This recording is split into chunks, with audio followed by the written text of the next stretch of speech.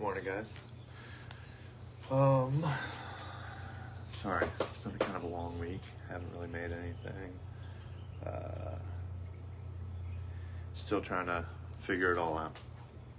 But I was sitting there thinking about the subscribers and the people that are watching my stuff, and I got a lot of, friends and family, and they've seen me excited about plants for a long time, but they don't necessarily understand the content that we're making. So we're trying to make something that you guys will really want to watch, something that'll get shared, something that'll get talked about amongst their friends. So let's talk about something that everybody loves. That's variegation.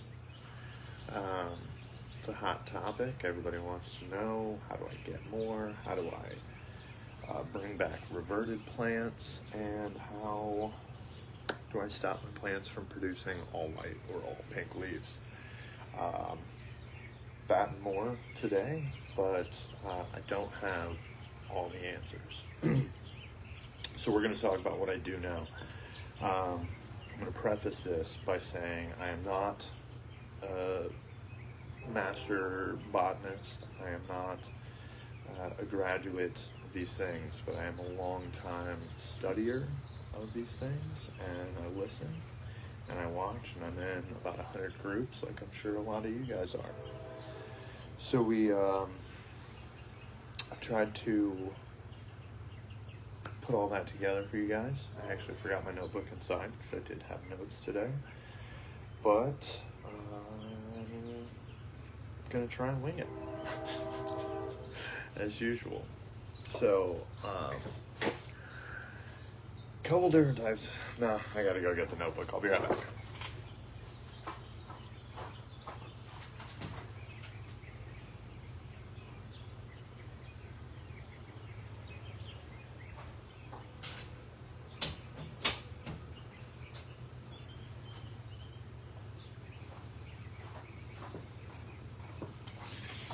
I need to grab one other example. Okay, so variegation. Let me, there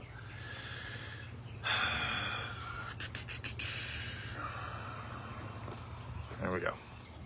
Sorry, this is what I'm looking at this morning, guys. So, quick flyover. We got the Warshawizzy Aurea variegata, which is crazy because any form of this variegated is rare. Some green on green Monstera. Now this is not sport.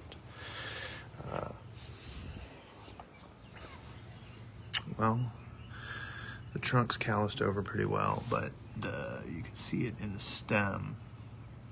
That's how you know that it's gonna stabilize a little bit more. Got some variegated Adesani. A Birkin, which is a fun example because not only does it have this genetic mutation or genetic variegation, but it also has some mutation and or reversion, and we'll talk about that. Paraiso Verde,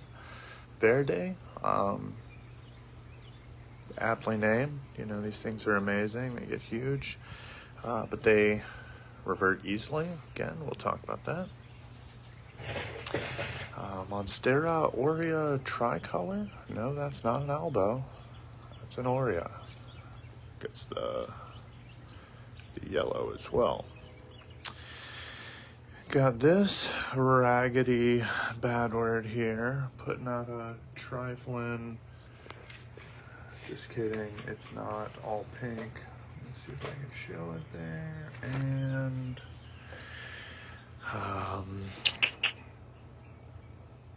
Melanochrysum variegata, type 2 gloriosum. That one's not there for the example today. And then we have this is a variegated Chinese hibiscus, but it's, I'll see if I can go film the tree that I took those off of. It's not fully variegated. It's one trunk has started throwing variegation. And we're going to talk about why, because all of these examples exemplify one of the things on these pages. So what happens is when a plant is growing, whether it grows from seed, or whether it grows from a cutting, or whether it grows just inside, continues to grow, there's constantly cells being made and cells dividing. Skin cells. These are dead cells, I think. I'm not a doctor. But sometimes these cells, don't duplicate themselves perfectly. Now, I don't want to use this as an example, but we as humans, are all made very differently, slightly different complected, slightly different aspects in our bodies, but that's similar to plants. You've got one, somewhere along the line it became two, and then went out. And whether this be circumstantial because they're found all over the world, or they've been grown in different conditions, or because over time the cells just changed from different nutrients, different lighting. And so we're going to talk about these cells as they're being made, as they're splitting. Essentially, a mutation happens where they cannot create the proper chloroplasts. They're mutated chloroplasts that don't have the ability to produce chlorophyll. And I don't mean to bore-fill you with information, but essentially without this, they can't photosynthesize. So by nature, all variegated plants tend to grow a little bit slower. So this is kind of a conundrum, because we have these cells that are trying to rapidly produce, and they end up creating these mutated cells that they end up slowing themselves down. And that's why you don't see too many variegated plants in the wild, because they get outcompeted by the non-variegated versions of themselves. Much like, myself with the ADHD, I might be hyper and going really fast, but I don't always grow at the appropriate rate. And so sometimes I get surpassed by my peers. But we still become something different, something amazing, something worth waiting on.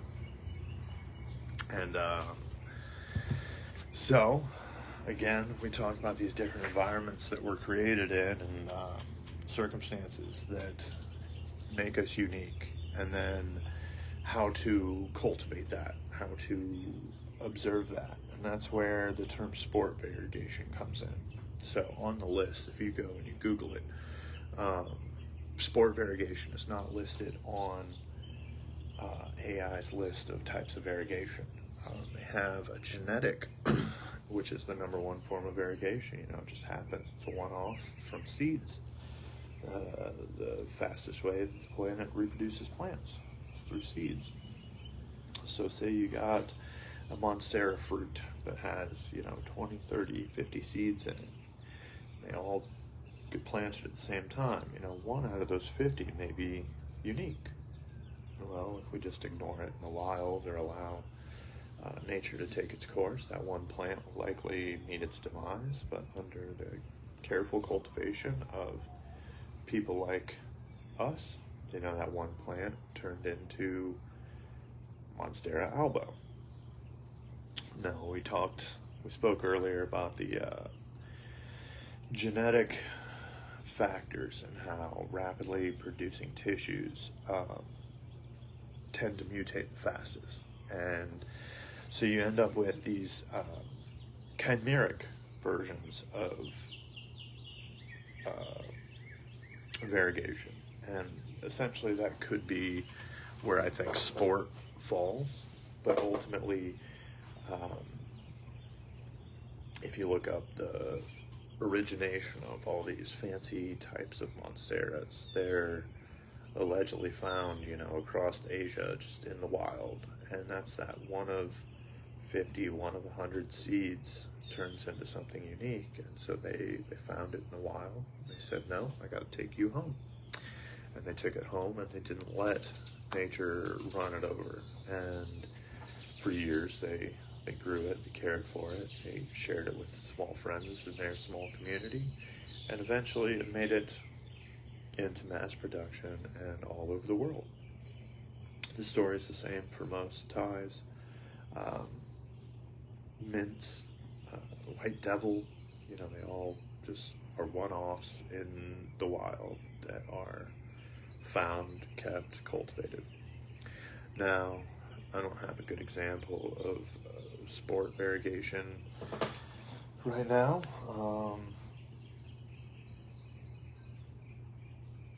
I found a green on green in the wild, alocasia. I've got some Amazonicas over here, polys. Got a poly albo and a poly mint, or poly green on green, depending on the leaf. But they were ravaged by spider mites, so I'm working on nursing those stumps back to life. Sorry. And then we have blister variegations, which are also listed on Google. Those are kind of like your satin pothos or anthuriums, and they get, it's essentially this air pocket buffer that protects them from UV light and, you know, the extreme conditions that they grow in, the heat, the sun, the tropical weathers that really a lot of things can't necessarily survive, but they have found these ways to protect themselves over time. And then they finally list pigment-based variegations, which I don't even really think are variegations. They're more variations. They listed, for example, anthocyanins, which are red, or carotenoids, which are yellow. And if you ask me, that's sun stress. If you put sun stress on a variegated lichens, what color does it turn? Pink, orange, red? All of the above, depending on the amount of sun and anthocyanins available. So I don't feed too much into stuff like that. You will have your aureas and your albos, your whites or your yellows. Sorry, flip that. Aureas yellow, albos white. And those are unique. Mint variegation, you know, the speckle pattern. I couldn't tell you whether that's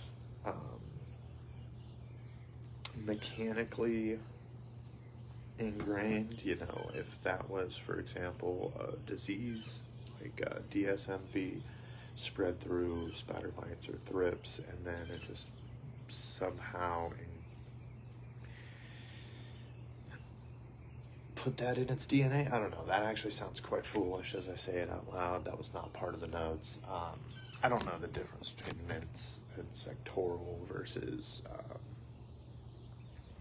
well, let's turn it around. Let's look at the different types again.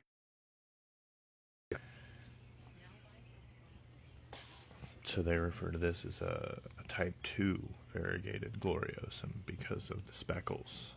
The type 1 just has sectional.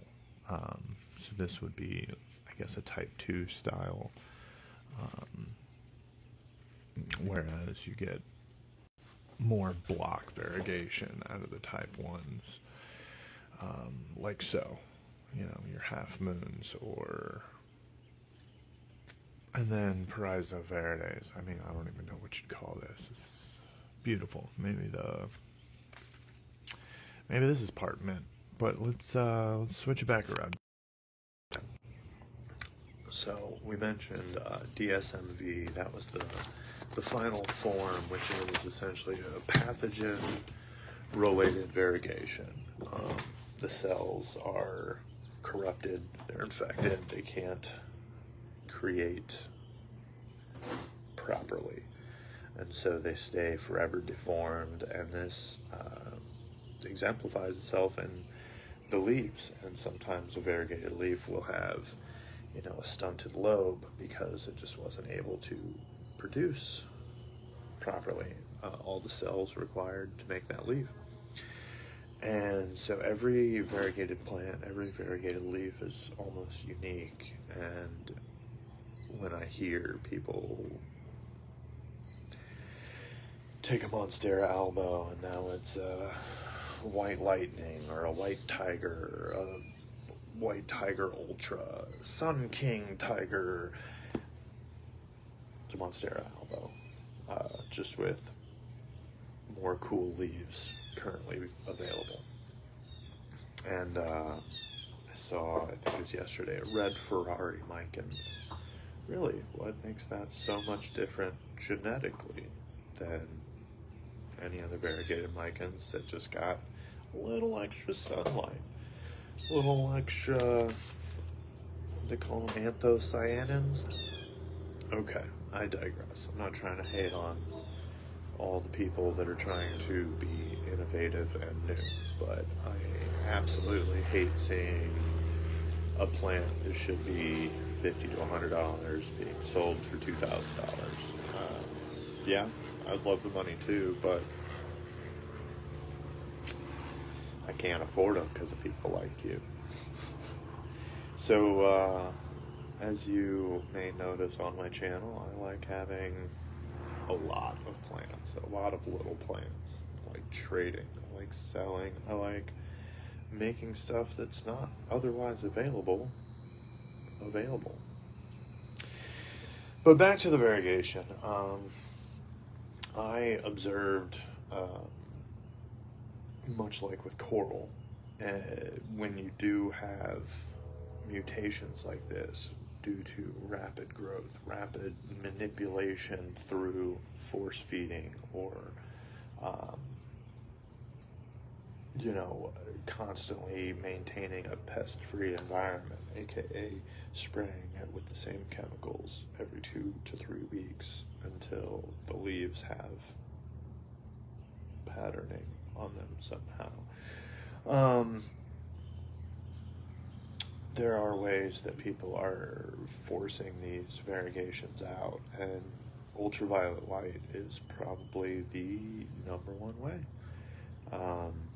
People say, you know, to promote more variegation, to get stronger variegation, you need stronger light. It's because the plant is less vigorous and they want you to force it to grow faster. But when you do stuff like that, especially on white leaves that can't photosynthesize, hey little frog buddy, you end up getting,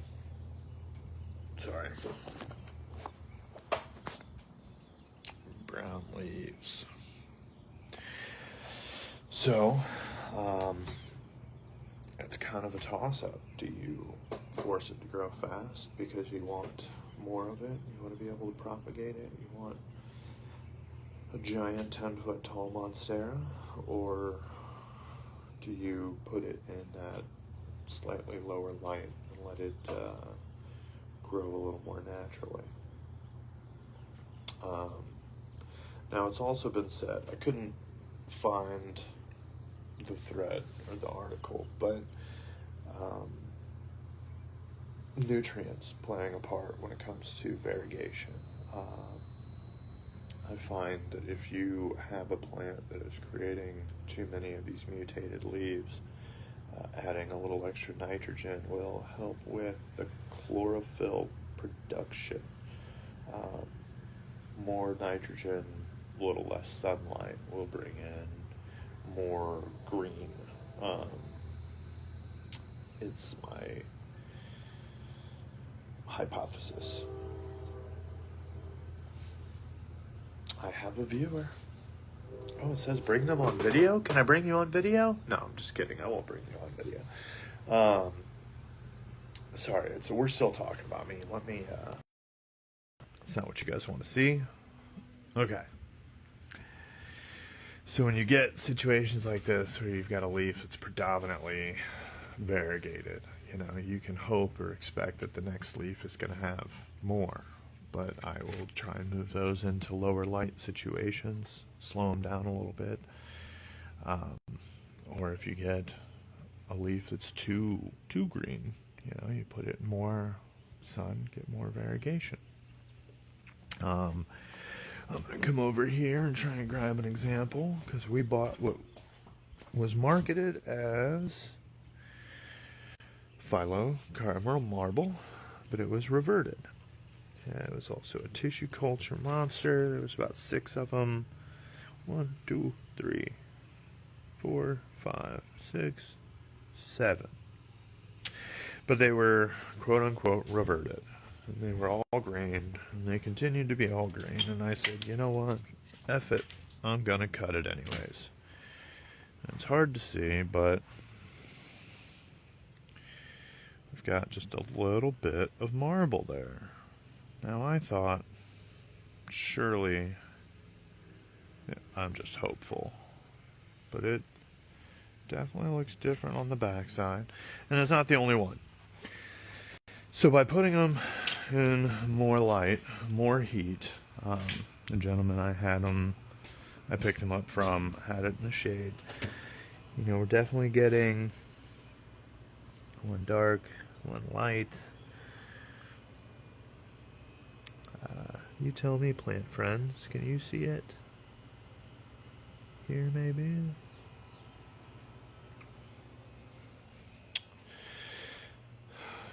But variegation is heavily sought after by almost every plantee. And the question is, at what point in time do the green plants go extinct? What happens? Do those become the collector's editions? Everyone loves the little snowflakes.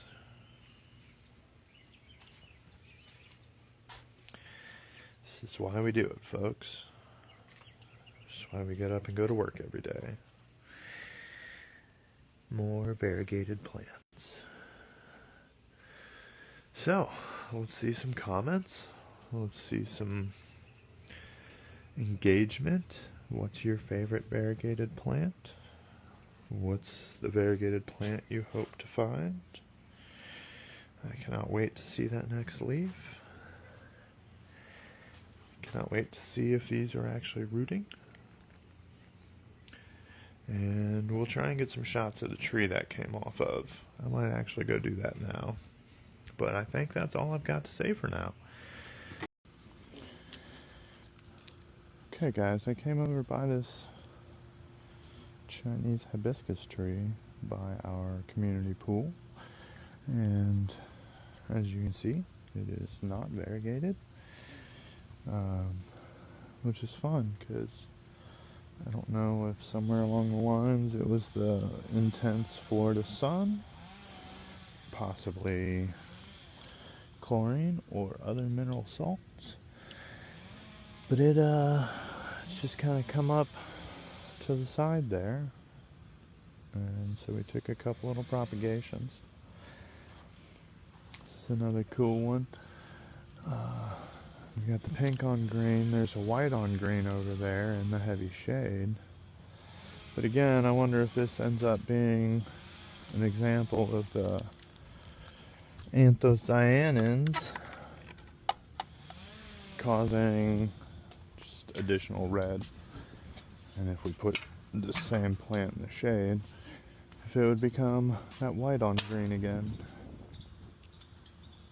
We'll see if we can find any more examples.